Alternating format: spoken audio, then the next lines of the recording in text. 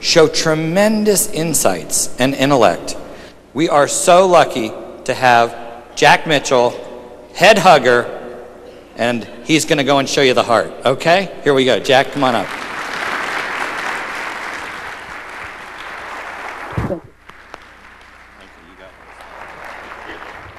Wow, thank you very, very much, Matt. I'm absolutely thrilled to be here. Yes, as Matt said, as a CEO of my family business, upper end men's and women's clothing stores in Connecticut and Long Island. And I'm thrilled to be here, yes, as an author. Hug Your Customers, and now my new book, Hug Your People. My new hugging book is really, it's a business blueprint of how you hire the right people and educate them thoughtfully and treat them thoughtfully to have a culture, a caring culture for you and your associates, the huggers, the employees, and for Payless. That I am a real retailer, as Matt said, and I think many of you know that I always wear my tape. This is a symbol. I wear the tape on the selling floor at Richards, so if you come Saturday, if you happen to be in the New York area, come on into Richards. You'll see me on the selling floor. I wear this tape so that you can understand that the ideas that I'll be sharing with you this afternoon and the ideas in my book are real life examples. These ideas are here, have worked for us in our family business for over 50 years, and I really believe many of them will work for you. Now, why did I write a second book? The first book was fun. It sold a lot of copies thanks to lovely people like Matt Rebell and others, and all of you. You'll see every time I do a presentation like this, and it happened 2 years ago, and we'll have question and answers later, opportunity to get some dialogue going. Every time I have a speech and we do a question and answer, the very first question, the very first one is, Jack, how in the heck do you make your people be huggers?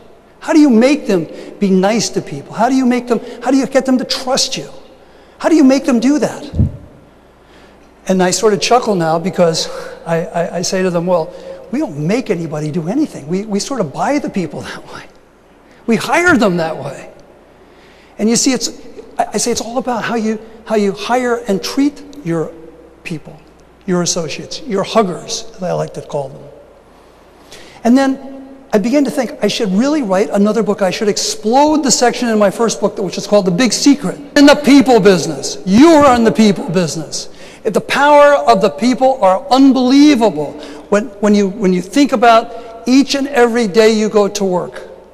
We're all about the people who deliver the extraordinary customer service, and then you deliver the products. Again, the same paradigm I said to myself as I began to think about the second book. The big secret. The big secret, of course, was how do you hire and inspire your employees? And you may remember I had 4 criteria in that chapter. The first one I said you had to have honest people that you hire. The second thing we needed the criteria had to do, they had to be positive. The third, they had to be competent and self-confident what they did. And the fourth one, and I always felt this was the most important, still think it's a very important one, they had to have a passion to listen, learn, and grow to be the very best. The next principle, of course, you work into the idea of trust. You have to be trusting in the relationships with your people. You know, during the interviewing process, and again, in my book I have about 5 or 6 or 7 key questions that I sort of like to do probing within the interviewing process. And one of the questions I always ask, what do you do for fun? And you'd be surprised when people get that question, they don't quite know how to handle it, and they start telling you, I like to be with my family, I like to go to football games, I like to travel, I like to watch television. You probe a little bit and you find out a little bit about them. And then you go there, well, you like to travel, fine. Where have you been? Well, I've been to Kansas City, I've been to New York, I've been to Cambodia. My goodness, Cambodia. Well, I happen to have had a son, just went to Cambodia. So you start talking about Cambodia, and you learn what's important to them, and there's give and take within the dialogue. And all of a sudden there begins to be this openness, this candor, this beginning of trust between the two in the interviewing process. And you see, all of a sudden we talk about somebody might say, well, what are the rules and regulations here? And as Matt indicated by the introduction, I don't believe in rules at all. I think rules sound like you're going to go to prison. You know, obviously you're not going to steal, but beyond that, it's setting the right standards, the right expectations, somehow personalize the relationship with passion, with each and every person that you have working for you or with you. So when you go to your stores, they know you and you know them. It's enormously, and it builds a trust between you two. And then when you come in, you're coming in not to check up on them, but you're checking in. The whole chapter in my book is very different mentality. As Matt said, it's very subtle, the difference between checking up and checking in. So just try to have that. You want to say, how can I help? What's going on here? How can I be a help? That's checking in. If you're checking up, I want to see the numbers. I want to see how many pairs of shoes you put in the top row. All the things that you know they should be doing. And about a week later, after she was hired, she came to me. She said, Jack, this is unbelievable. She said, I can be myself. She said, I had no idea. It's like coming from a third world country to a democracy. She said, you know how the third world countries are, and it was a fine place that I worked. I got paid, you know, but I never spoke up. Nobody asked me my opinion. Nobody got me involved. Nobody trusted my ideas. But I thought it was the way all retail worked. Here, she said, from the very beginning, people were asking me, well, what do you think? How can I help? What ideas do you have to make the business better? And all of a sudden I became friends, would you believe, with my colleague in the Hermes department.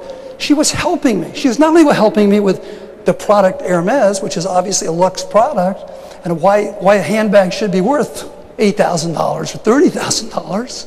Can you imagine a handbag, $30,000? We sell them, you know. Anyway, so she said, no, but Janet helped me with my daughter. She had made some suggestions in school with us. And then, of course, that moves right into the idea of including people. We really believe in this idea of being included. It's the idea, of course, it's the power of all of us, the power of all of you. It's just, you know, Chris last night, I was sitting next to Chris, you know, and he was talking about the success of the Brighten Smiles program. And he was the first one to say, I couldn't have done it myself. I needed other people, needed the power of all of the strengths of all of you to make that program successful. So when you have that attitude, that's the power of all of us. You find the people within your company, your organization, that have strengths that can give you that extra effort, and you include them in the process of change. These three gentlemen, Jeff, Frank, and John Hickey, came over with us. And after our family made the presentation that people were not going to lose their jobs, that we needed them, the future was going to be bright, they could trust us, we were going to be there, we were going to make this business grow and sing and re-energize it. Then these three gentlemen, they said the same thing. They said, believe in the Mitchells. Believe in the Mitchells, that you can trust them. John Hickey, I remember he said to me, he said, you've hit the trifecta. He said, it's unbelievable. He said, you know, first of all, you're going to have more fun, you're going to have more customers, and you will earn a lot more money. And then we went over to a local restaurant, and we had fun. We had a few beers, we had a few wines, a few Pellegrino or whatever, and we got together and we included everyone. And of course, before then, we had all of us, all the Mitchells, all our senior management, and John and Jeff and Frank had gone over the list of every single associate there, had profiled them, have gotten a little bit of information about every single one, tried to memorize their names, tried to personalize the relationship. And we went from table to table, and we introduced ourselves, and we tried to make them feel part of this extended family. That human connection by including other people, the power of all of us. The final guiding principle for me is all about recognizing your associates and your employees. Of course, you have to pay people, but it's more than the money. I find the money is not the most important, anytime the most important recognition. It's really finding out and digging in what's important for each and every person that works with you, and then giving them that appreciation. Build on people's strengths. I know you've heard this before, but it's so important. In your reviews with people in the stores, the most important thing is to praise people and praise people for what they're doing right. Find what their natural talents are and give them jobs and give them responsibility and praise them for their strengths. And don't get hung up on their weaknesses.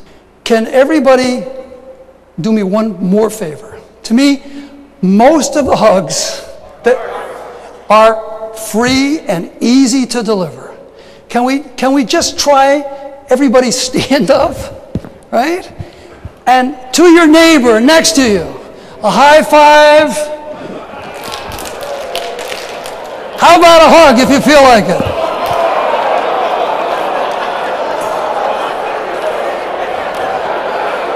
Doesn't that feel great? Get that human feeling and think how it feels.